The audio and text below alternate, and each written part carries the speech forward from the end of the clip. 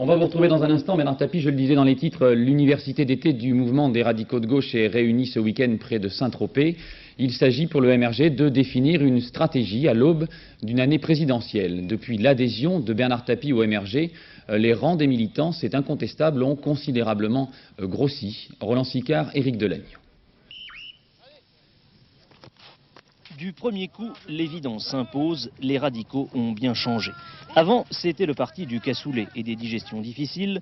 Maintenant, c'est le mouvement des matchs de foot et des exercices nautiques. Bernard Tapie est passé par là. Bernard Bosque fait partie de cette nouvelle génération. Il a pris sa carte au MRG il y a un peu plus d'un an. Il ne faisait plus confiance au Parti socialiste, déchiré par les guerres de courant. Et ce ne sont pas les affaires dans lesquelles le nom de Bernard Tapie a été cité qui le feront changer d'avis.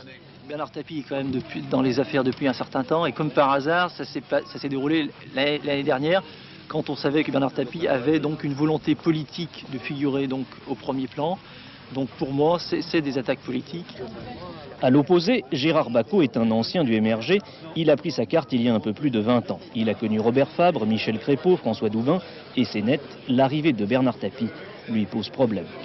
Personnellement, je suis extrêmement réservé, mais je ne représente pas l'idée dominante et la tendance dominante du MRG qui, autant qu'il me semble, est très tapiste.